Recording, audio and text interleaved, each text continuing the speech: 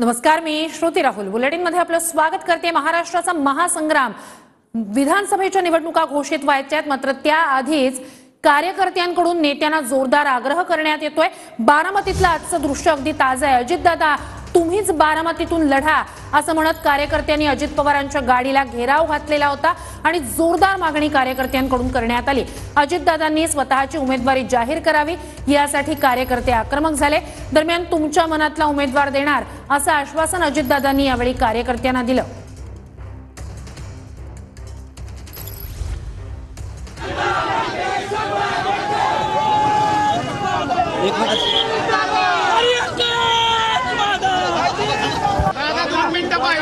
आम्ही हलणार नाही, आम्ही आडवं झोपू।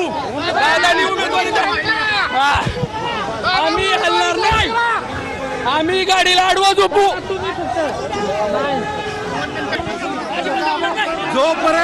जोपर्यंत आदरणीय अजितदादा पवार उमेदवारी जाहीर करणार नाही तोपर्यंत आम्ही इथून हलणार नाही।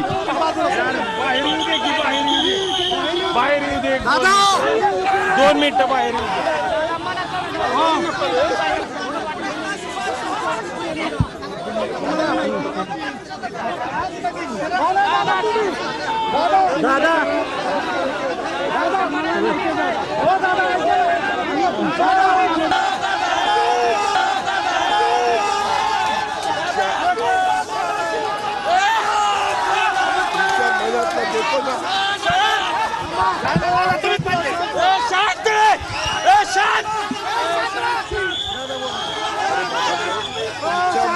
तुम्ही दादा आमच्या मनातला उमेदवार, त्या पद्धतीने दादा तुमच्या मनातला मी उमेदवार, तुम्ही आमच्या मनातला उमेदवार दादा, तुमच्यावर विश्वास होतो दादा, तुमच्या मनातला उमेदवार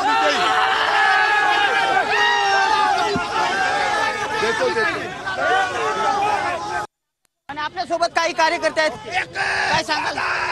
दादाशिवाय बारामतीला पर्याय आणि आम्ही आता दुसरा दादा बघूच शकत नाही।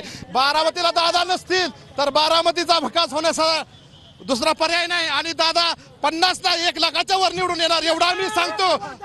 आणि अजितदादा म्हणजे बारामती, बारामती म्हणजे अजितदादा। माननीय अजितदादा पवार यांच्याशिवाय बारामती तालुक्याला पर्याय नाही। बारामतीचा एकच वादा। लोकसभेला आमच्या कार्यकर्त्याकडून नेत्यांकडून चुक्या झाल्या, त्या आम्ही सर्व चुक्या येणाऱ्या इलेक्शनला भरून काढून दादाला 1 लाखाच्या मताधिक्यापेक्षा जास्त मताधिक्याने निवडून आणू, एकच वादा।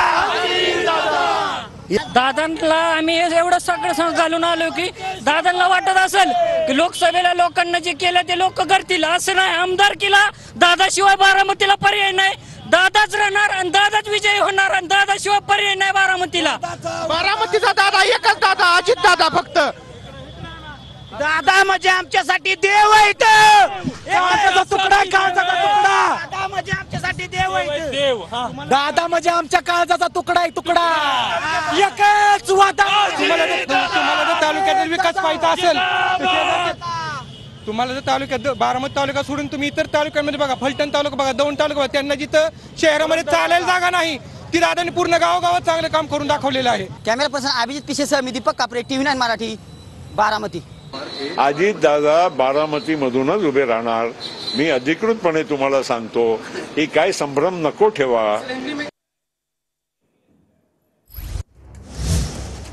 आणि एक महत्त्वाची घडामोड आहे, हरियाणात भाजपला स्पष्ट बहुमत मिळालेलं आहे। 48 जागांवर भाजपचा विजय झालेला आहे। हरियाणात भाजप सत्ता स्थापनेची हॅट्रिक करतंय, तर काश्मीरमध्ये ओमर अब्दुल्ला सीएम होणार अशी घोषणा फारुख अब्दुल्लांनी केलेली आहे। नॅशनल कॉन्फरन्स आणि काँग्रेस आघाडीचा 48 जागांवर तिथे विजय झालेला आहे। हरियाणात भाजपची हॅट्रिक तर जम्मू काश्मीरमध्ये धक्का। हरियाणामध्ये भाजपची हॅट्रिक, सरकार स्थापन करणार। हरियाणामध्ये मुख्यमंत्री बदलाचा फॉर्म्युला हिट ठरला। सरकारविरोधी वातावरण असताना देखील हरियाणामध्ये तिसऱ्यांदा भाजपत सत्तेत। कलम 370 हटवल्यानंतर जम्मू काश्मीरमध्ये नॅशनल कॉन्फरन्स आणि काँग्रेसला जनतेची पसंती। जम्मू काश्मीरमध्ये नॅशनल कॉन्फरन्सला सर्वात जास्त जागा। याआधी विधानसभेत भाजपसोबत जाणाऱ्या पीडीपीला जनतेनं नाकारलं। आपल्या महाराष्ट्रातले महाविकास आघाडीचे लोक काल रात्रीपासून स्क्रिप्ट लिहून बसले होते, आम्ही जिंकणार, मग काय बोलणार, सकाळी 9 वाजताचा भोंगा रात्रीच तयारी करून बसला होता.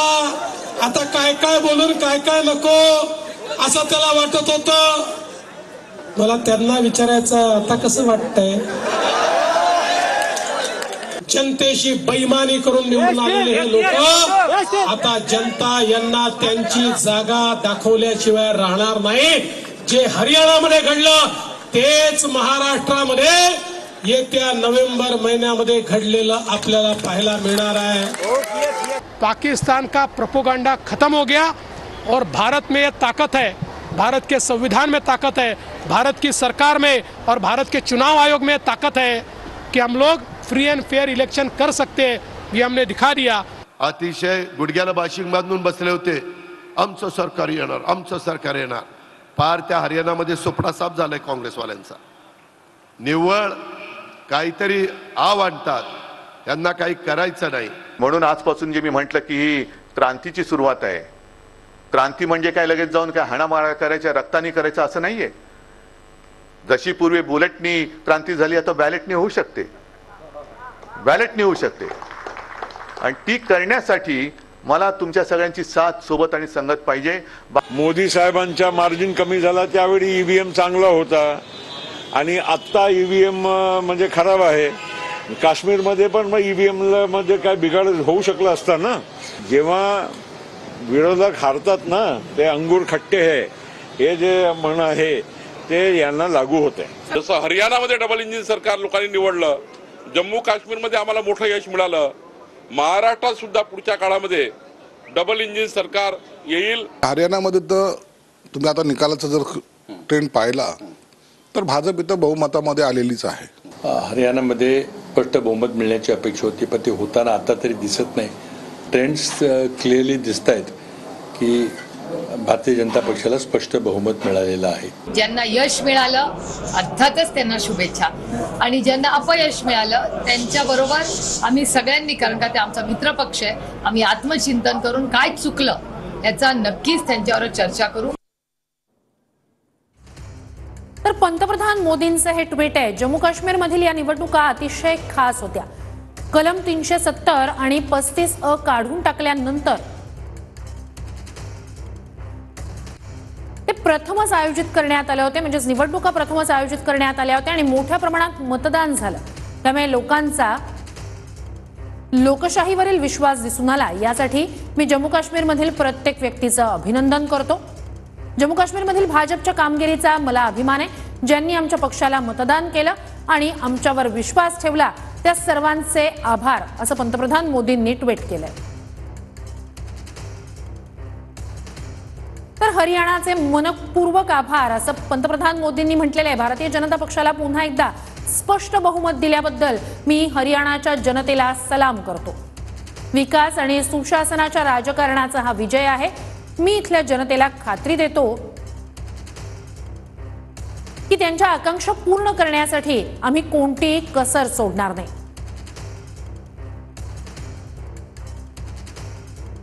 आणि राज्यातली एक महत्त्वाची घडामोड आहे. लाडकी बहीण योजनेवर सवाल उपस्थित करणाऱ्यांना अजित पवारांनी चांगलंच ठणकावलं. पगार होणार नसल्याचे विरोधकांचे बगलबच्चे बोलतायत अशी टीका अजित पवारांनी संजय राऊतांवर केली आहे.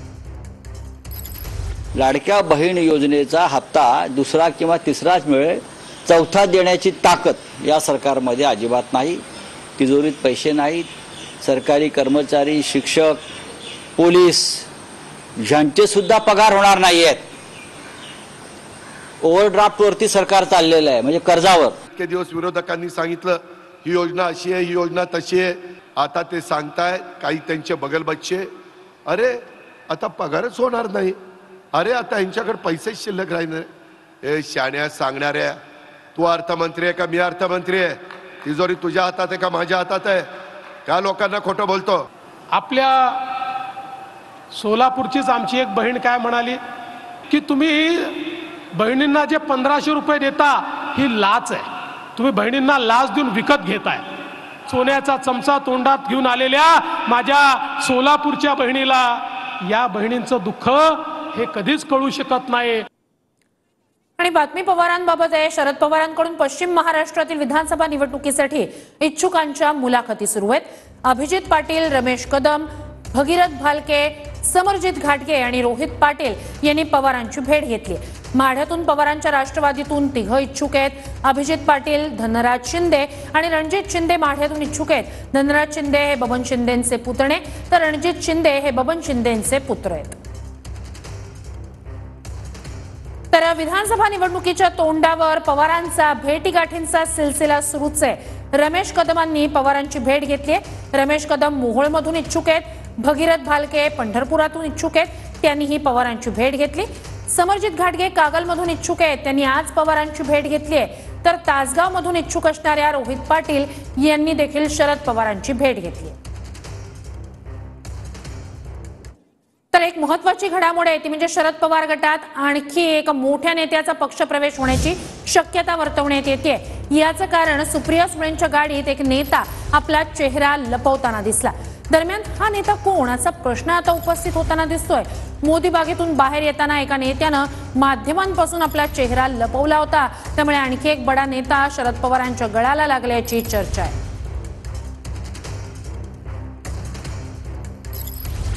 तर दुसरीकडे लागोपाठ 2 दिवसात 2 मोठ्या नेत्यांचे पक्षप्रवेश शरद पवारांच्या पक्षात होणार आहेत अशी माहिती समोर येते.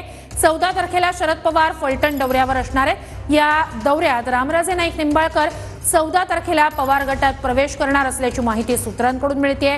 तर 15 तारखेला शरद पवार दौंड दौऱ्यावर आहेत आणि या दौऱ्यात रमेश थोरात पवार गटात प्रवेश करणार आहेत अशी माहिती सूत्रांकडून मिळाली आहे.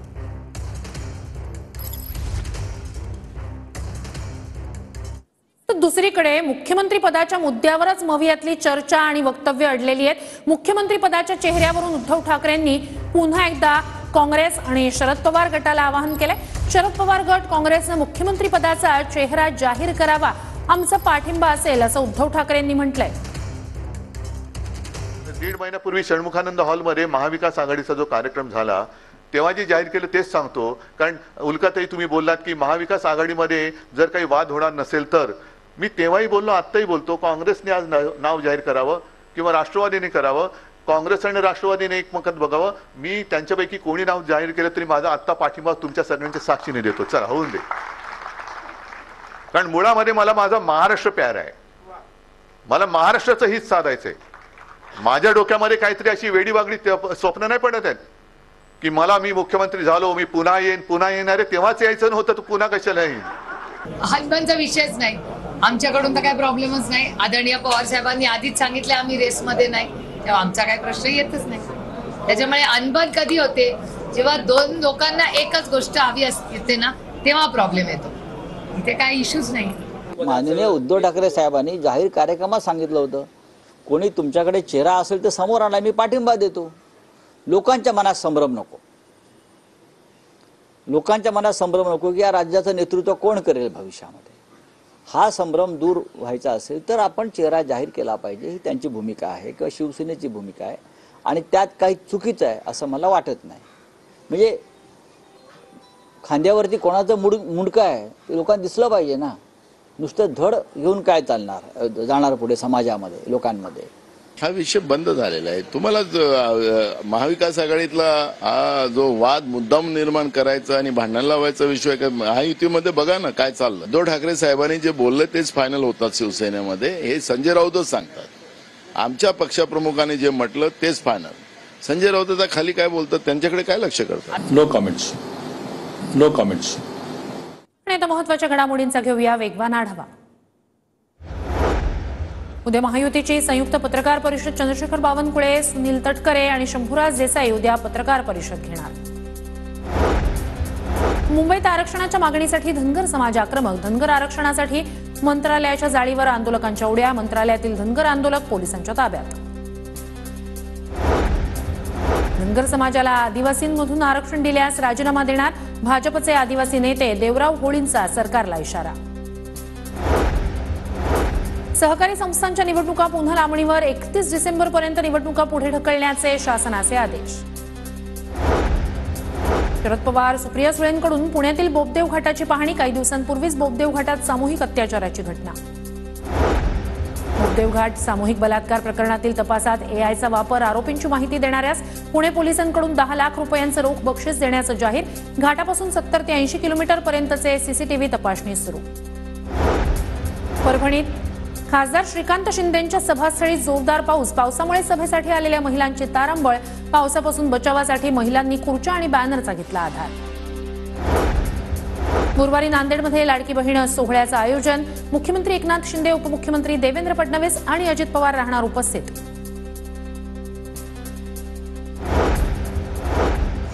मुख्यमंत्री शिंदेंचे कॉमन मॅन म्हणून झळकले बॅनर. पुणे आणि संभाजीनगरात मुख्यमंत्री शिंदेंच्या समर्थकांकडून बॅनरबाजी. दिवस रात्र काम करणारा मुख्यमंत्री अशा आशयाचे बॅनर. अजित पवारांच्या सासूरवाडीत झळकले भावी मुख्यमंत्री म्हणून बॅनर. धाराशिवच्या कळंबमध्ये अजितदादांचे भावी मुख्यमंत्री असे झळकले बॅनर. अजितदादा गटाच्या समर्थकांकडून बॅनरबाजी. भाजपचा नागपुरातील अनेक जागांवर दावा. भाजप सर्व जागा लढवणार असेल तर आम्ही काय कमळ घेऊन फिरायचं का? अजितदादा गटाचे नागपूर अध्यक्ष प्रशांत पवारांचा संतप्त सवाल. शरद पवार गटात आणखी एका मोठ्या नेत्याचा पक्षप्रवेश होण्याची शक्यता. सुळेंच्या गाडीत मोदी बागेतून बाहेर येताना एका व्यक्तीनं माध्यमांपासून आपला लपवला चेहरा. मेळघाट विधानसभा भाजपलाच सुटावी, अनिल बोंडे यांची मागणी. आम्ही मेळघाटमधून भाजपचा आमदार निवडून देणार, बोंडेंकडून विश्वास व्यक्त. राजकुमार पटेलांना शिंदे गटात पाठवणं ही बच्चू कडूंची खेळी. रवी राणा यांचा बच्चू कडू यांच्यावर आरोप. तर राजकुमार पटेलांना मेळघाटातून उमेदवारी दिल्यास विरोधात काम करू, रवी राणांचा इशारा. उदगीर मतदारसंघ भाजपला मिळावा यासाठी स्थानिक कार्यकर्त्यांची मागणी. विश्वजित गायकवाड यांच्यासाठी जागेची मागणी. संजय बनसोडे सध्याचे विद्यमान आमदार. वरळी विधानसभेतील विविध राजकीय पक्षातील कार्यकर्ते आणि पदाधिकाऱ्यांचा मनसेत पक्षप्रवेश. वरळी आणि जोगेश्वरी विधानसभेतील कार्यकर्त्यांचाही राज ठाकरेंच्या उपस्थितीत प्रवेश. साताऱ्यातील वाई विधानसभा मतदारसंघात शिंदे गटाची जनसंवाद यात्रा. जिल्हाप्रमुख पुरुषोत्तम जाधव यांनी मतदारसंघातील महिलांशी साधला संवाद. भाजपचा नागपुरातील अनेक जागांवर दावा. भाजप सर्व जागा लढवणार असेल तर आम्ही काय कमळ घेऊन फिरायचं का? अजितदादा गटाचे नागपूर अध्यक्ष प्रशांत पवारांचा संतप्त सवाल.